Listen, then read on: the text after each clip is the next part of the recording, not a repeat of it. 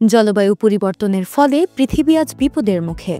বন উজাড় হচ্ছে, হিমবাহ গলছে, আর ভবিষ্যৎ প্রজন্ম হারাচ্ছে তাদের আগামী।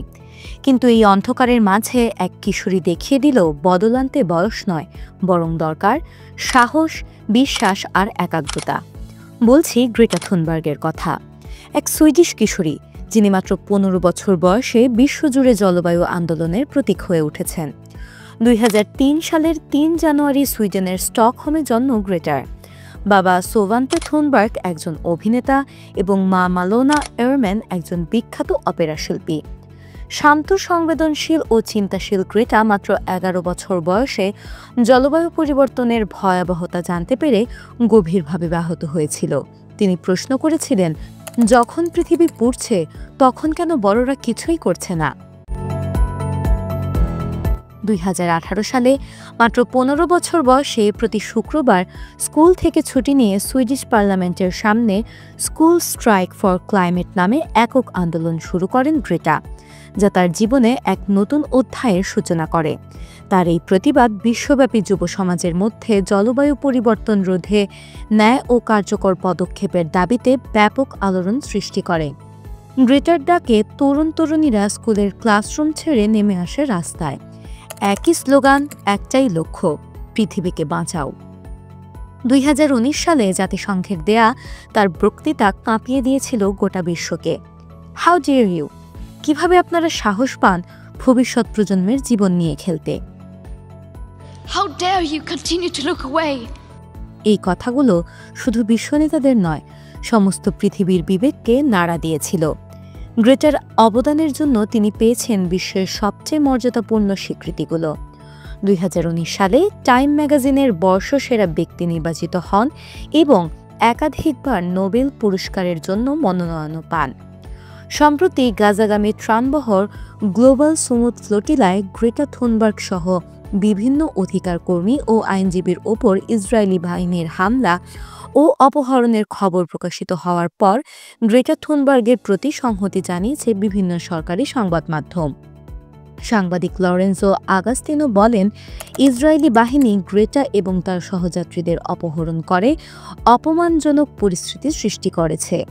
তুর্কি অধিকার কর্মী এরসিন চেলিক সংবাদ মাধ্যমকে বলেন, তারা আমাদের চোখের সামনে ছোট্ট গ্রেটাকে চুল ধরে টেনে নিয়ে যায়, মারধর করে এবং ইসরায়েলি পতাকা চুম্বন করতে বাধ্য করে। থুনবার্গ নিজেই সুইডিশ কর্মকর্তাদের জানিয়েছেন, ইসরায়েলি হেফাজতে তার সঙ্গে কঠোর আচরণ করা হয়েছিল।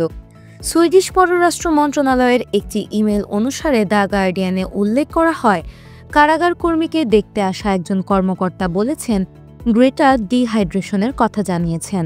তাকে পর্যাপ্ত পানি এবং খাবার সরবরাহ করা হয়নি। থুনবার্গরা গাজার জলসীমায় বসানো ইসরায়েলি নৌ অবরোধ ভাঙার চেষ্টা করেছিলেন, কিন্তু ইসরায়েলি বাহিনী তাদের প্রচেষ্টা রুখে দিয়ে প্রায় ৪৮৯ জন আন্দোলনকারীকে গ্রেপ্তার করে। এরপর থেকে এ পর্যন্ত ৩২১ জন আন্দোলনকারীকে তুরস্ক, গ্রিস সহ নিকটবর্তী দেশগুলোতে পাঠিয়ে দিয়েছে ইসরায়েল। এথেন্স বিমানবন্দরে তাকে স্বাগত জানানো জনতার উদ্দেশ্যে গ্রেটা থুনবার্গ খুব স্পষ্ট করে বলেন, আমি খুব স্পষ্ট করে বলছি, সেখানে একটি গণহত্যা চলমান।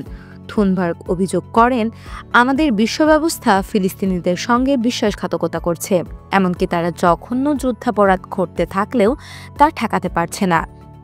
ত্রাণবাহী নৌযানের বহর গ্লোবাল সুমুদ ফ্লোটিলা নিয়ে সুইডিশ জলবায়ু অধিকার কর্মী গ্রেটা থুনবার্গের গাজায় যাওয়ার চেষ্টা, ইসরায়েলি বাহিনীর হাতে আটক হওয়া এবং পরে মুক্তি পাওয়ার ঘটনাকে কেন্দ্র করে তাকে উপহাস করেছেন মার্কিন প্রেসিডেন্ট ডোনাল্ড ট্রাম্প। ওভাল অফিসে সাংবাদিক ট্রাম্পকে প্রশ্ন করলে থুনবার্গকে ঝামেলাবাজ বলে অভিহিত করেন ট্রাম্প। তিনি বলেন, তিনি একজন উৎপাত সৃষ্টিকারী, তিনি এখন আর পরিবেশ নিয়ে কাজ করছেন না, ওর ডাক্তার দেখানো দরকার, ওর রাগ নিয়ন্ত্রণের সমস্যা আছে। ট্রাম্পের মন্তব্যের খবর সংবাদ মাধ্যমে প্রকাশিত হওয়ার পরপরই থুনবার্গ তার ফেসবুক অ্যাকাউন্টে সরাসরি ট্রাম্পকে উদ্দেশ্য করে বলেন, ট্রাম্পের উদ্দেশ্যে বলছি, তথাকথিত এই অ্যাঙ্গার ম্যানেজমেন্ট সমস্যা মোকাবিলার জন্য আপনার কাছে যদি কোনো সুপারিশ থাকে তবে তা আমি বিনয়ের সঙ্গে গ্রহণ করব। এ ব্যাপারে আপনার দুর্দান্ত ট্র্যাক রেকর্ড দেখেই বোঝা যায় আপনি নিজেও সম্ভবত একই সমস্যায় ভুগছেন।